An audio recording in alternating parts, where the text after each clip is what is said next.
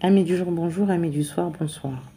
Vous êtes nombreux à visionner sur les réseaux des vidéos autour de l'actualité concernant le droit des étrangers, autour des métiers en tension et de la circulaire Retailleau. Je fais cette vidéo justement pour tous ceux qui sont concernés. Je dis bien ceux qui sont concernés parce que tout le monde n'est pas concerné par et les métiers en tension et la circulaire Retailleau. Ok? Alors on y va. On va essayer de faire court parce que réellement, il n'y a pas grand-chose à dire. De sorte que même cette circulaire, en réalité, elle tient sur 3 pages. Vous voyez là, voilà, 3 pages. Et du coup, je vais essayer un peu d'aller dans les grandes lignes et par rapport à ces grandes lignes, de décrypter réellement ce qu'il se dit à l'intérieur. Premièrement, la date de signature, 23 janvier 2025. Donc ça veut dire qu'actuellement, elle est en vigueur parce que l'échéance, elle a été immédiate. Donc dès lors qu'elle a été votée 23 janvier 2025, il fallait l'appliquer. Donc tous les préfets l'appliquent aujourd'hui. Ça, c'est certain. Ensuite, elle se base sur quel texte de référence? Elle se base à la fois sur des articles de loi, elle se base sur la circulaire, anciennement circulaire Valls, que le ministre ancien Emmanuel Valls avait mis en place. Lui, sa circulaire se basait sur 357. Ça, c'est ce qu'il fallait retenir. 357, c'était le nombre d'années de présence sur le territoire. Et en fonction des 3 ans, 5 ans, 7 ans de présence sur le territoire, il fallait justifier d'un certain nombre de fiches de paye pour pouvoir présenter une demande de titre de séjour et précision autour du travail. On n'est pas dans le cadre de vie privée et familiale. C'est sur ça que se base la circulaire Retailleau, qui abroge la circulaire Valls, abrogée donc annulée, modifiée en quelque sorte, parce que elle a annulé tout ce qui touche 3,5, mais elle a gardé 7, d'accord? Et on verra comment. Du coup, elle se base également sur la circulaire du 5 février 2024, qui, elle, est relative à l'admission au séjour des ressortissants étrangers, justifiant d'une expérience professionnelle, salariée dans des métiers en tension. Donc, elle se base également sur tout ce qui touche aux métiers en tension. Alors, du coup, pourquoi elle a été mise en place? On est toujours dans le cadre de la maîtrise des flux migratoires, d'accord? La lutte contre l'immigration irrégulière. Et en réalité, ce qu'il faut savoir, c'est qu'il y a 3 points. Donc, on est sur le premier point qui est caractère exceptionnel, en termes de AES, admission exceptionnelle au séjour. Deuxième point, tenir compte du niveau d'intégration. Troisième point, on est sur garantir la préservation de l'ordre public.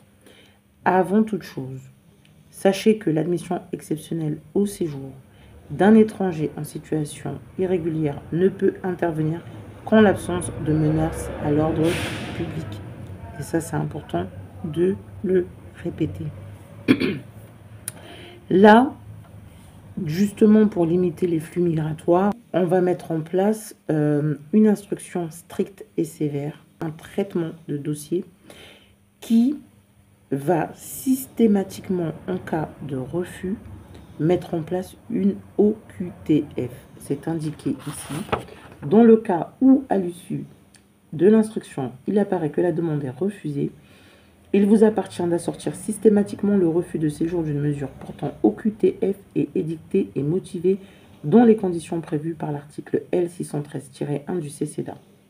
Donc, à chaque fois qu'il y aura un refus par rapport à une demande en lien avec la circulaire Retailleau, une OQTF systématique. Sachant que depuis janvier 2024, toutes les OQTF courent sur 3 ans.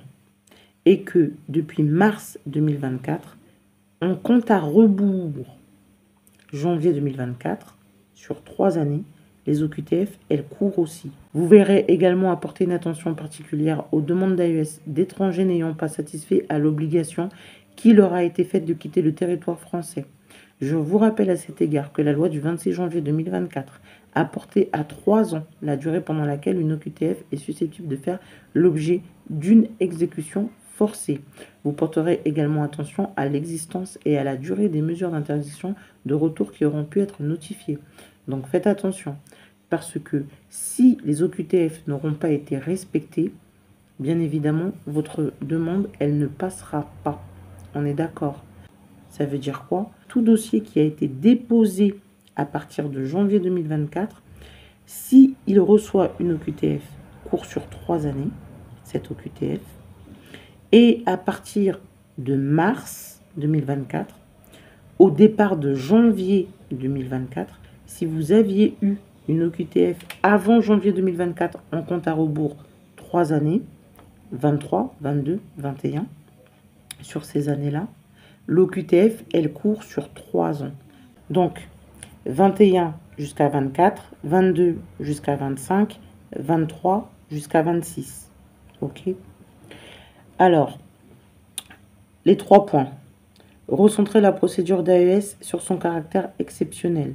Ça veut dire quoi? Ça veut dire que du moment que vous demandez à justifier votre présence sur le territoire autour du travail à travers la circulaire Retailleau, de façon exceptionnelle, vous allez pouvoir le faire. Concernant les régularisations à titre exceptionnel justifiées par le travail, dans un souci d'efficacité de l'action de l'État, vous vous recentrerez sur le mode de régularisation prévu à l'article L435-4 s'agissant des étrangers en situation irrégulière exerçant une activité salariée. Par rapport à la voie de régularisation, on indique au préfet uniquement en lien avec le travail, pas vie privée et familiale. Donc ça ne concerne pas tout le monde, on est d'accord. Niveau d'intégration, on tient compte de 3 éléments. Les principes de la République à respecter. Donc il faut signer le contrat d'engagement à respecter les principes de la République, qui sont la liberté personnelle, la liberté d'expression et de conscience, l'égalité entre les femmes et les hommes, etc., etc. Vous avez la maîtrise de la langue française. Donc, il faut justifier d'un niveau A1, A2 ou alors un diplôme français ou une équivalence au diplôme français. Sinon, c'est même pas la peine de déposer votre dossier. Moi, maintenant, tous les dossiers que je dépose, si c'est en lien avec la circulaire Retailleau, si vous ne maîtrisez pas la langue française, je ne dépose pas. C'est aussi simple que ça. Et le 3e point, c'est la présence sur le territoire. Les 357 de Emmanuel Valls, on oublie, on est sur 7 années, d'accord? Et sur ces 7 années, vous devez justifier 12 fiches de paye sur les 3 années qui précèdent donc le dépôt, d'accord? Mais ce n'est pas forcément des fiches de paye consécutives. Ça veut dire quoi? Ça veut dire que ces 12 fiches de paye sur les 3 années, elles peuvent être réparties sur les 3 années, du moment qu'il y a 12 fiches de paye. Parce que ça, c'était déjà sur la circulaire Valls, et ça, c'est conservé sur la circulaire Retailleau. OK? Ensuite, on passe au 3e point, qui est garantir la préservation de l'ordre public. Eh bien, là, je vais vous indiquer ce qui a marqué. Je vous rappelle que sont exclus du bénéfice de la présente circulaire les étrangers dont la présence en France constituerait une menace à l'ordre public ou qui se trouveraient en situation de polygamie sur le territoire national. Bien évidemment, au départ, il faut toujours justifier d'une présence sur le territoire sans être polygame. On est d'accord? Eh bien là, c'est la même chose. On assimile toute personne qui ferait l'objet de polygamie à, une situation qui troublerait l'ordre public. Parce que là, c'est indiqué dans la préservation de l'ordre public. Donc, voilà les nouvelles dispositions. Concernant les métiers en tension, on vous indique que, bien évidemment, cette circulaire, elle va faire l'objet d'une attention particulière pour tous ceux qui veulent déposer leur titre de séjour autour de ce qu'on appelle les métiers en tension. Il y a une nouvelle liste qui a été diffusée. Cette liste, elle a été diffusée il y a très peu de temps, sur le mois de mars. C'est une liste qui va cibler les régions, donc région Île-de-France et autour de tout ce qui est Île-de-France en termes de région. Ça veut dire quoi? Que si votre métier en tension figure sur une région qui n'est pas région Île-de-France alors que vous vivez en Île-de-France et inversement, bien évidemment, vous ne pourrez pas déposer votre dossier. L'exemple que sur lequel je m'appuie souvent, c'est de dire que En Île-de-France, il y a des agriculteurs. Il y en a, par exemple, du côté de la Seine-et-Marne, d'accord? Et il y a des agriculteurs dans d'autres régions, hors Île-de-France. Si agriculteur relève du métier en tension sur la région hors Île-de-France, parce que là-bas, on en a besoin et on en a cruellement besoin, alors que ici, en Île-de-France, on n'en a pas réellement besoin, eh bien, ça ne sert à rien de venir déposer ici en Île-de-France, parce que votre dossier, il passera pas. OK?